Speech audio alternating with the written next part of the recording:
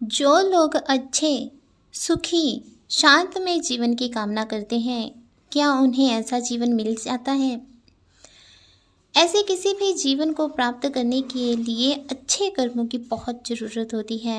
अच्छे कर्म, कठिन परिश्रम और तपस्या से ही आपको सुख दे सकते हैं, आप सुख पा सकते हैं। यदि आपने अपने जीवन में अच्छे कर्म किए हैं, जन सेवा की है, तपस्याएं की हैं, तो आपको अच्छे जीवन का सुख मिलेगा ही मिलेगा।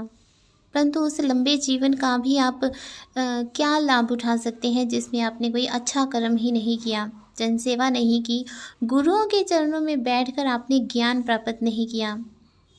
ऐसे हजारों वर्ष के जीवन की अपेक्षा तो एक दिन का जीवन ही अच्छा है, जिसमें आपने ज्ञान अर्जित किया है, जिसमें आपने अपने सनातन धर्म के वेदों और पुराणों का पाठ पढ़ा है।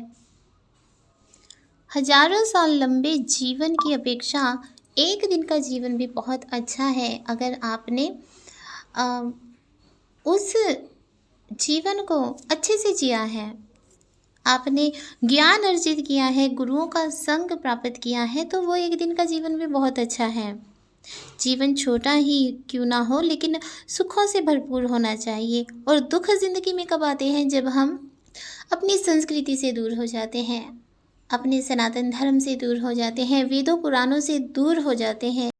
जीवन छोटा ही, उसका कोई दुख नहीं है, परंतु उस जीवन को ही जीवन समझें जो जीवन स्वार्थी नहीं है। जो जीवन जन सेवा में बीत रहा है वही असली जीवन है और इसी से मोक्ष मिलता है। अतीत के बारे में कभी भी चिंता नहीं करनी चाहिए, क्योंकि बीते हुए जो पल हैं वो तो एक मृत शरीर की तरह होते हैं। जैसे मृत शरीर में आप चाहकर भी जान नहीं फूंक सकते हैं, उसी प्रकार जो समय बीत गया है, जो पल बीत गए हैं, वो बीते हुए पल भी वापस नहीं आ सकते हैं, चाहे आप जितनी भी कोशिश कर लें। और जो पल वापस आ ही नहीं सकते हैं, आप उन्हें बदल भी नहीं सकते हो। क्योंकि अगर आपने बीते हुए पलों में कुछ बुरे कार्य किए हैं तो वो बुरे कार्य आपके वर्तमान में आपको दुख पहुंचाएंगे। लेकिन अगर आप ये सोचें कि मैं अपने बीते हुए समय के बुरे कार्यों को सुधार सकूं, तो आप ऐसा नहीं कर सकते हैं। इसलिए आपने वर्तमान में जीना है और वर्तमान के ही आपने जो भी समय है, जो भी पल हैं, उनको अच्छे से इन्वेस्ट करना है। किसमें? गुरु भक्ति में, सनातन धर्म के ज्ञान को अर्जित करने में, वेदों पुराणों को पढ़ने में और जन सेवा करने में।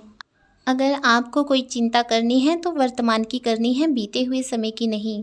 अतीत के जाल में फंसकर आप अपने वर्तमान को भी दुखों में ही धकेल रहे हो, दुखों में ही फंसा रहे हो। एक बात को हमेशा याद रखो कि अतीत का बोझ अगर आप वर्तमान पर डालोगे तो आपको दुखों के सिवाय कुछ नहीं मिलेगा। अतीत कभी किसी का नहीं हुआ है और ना ही कभी होगा, परंतु वर्तमान वर्तमान तो आपका अपना ही है।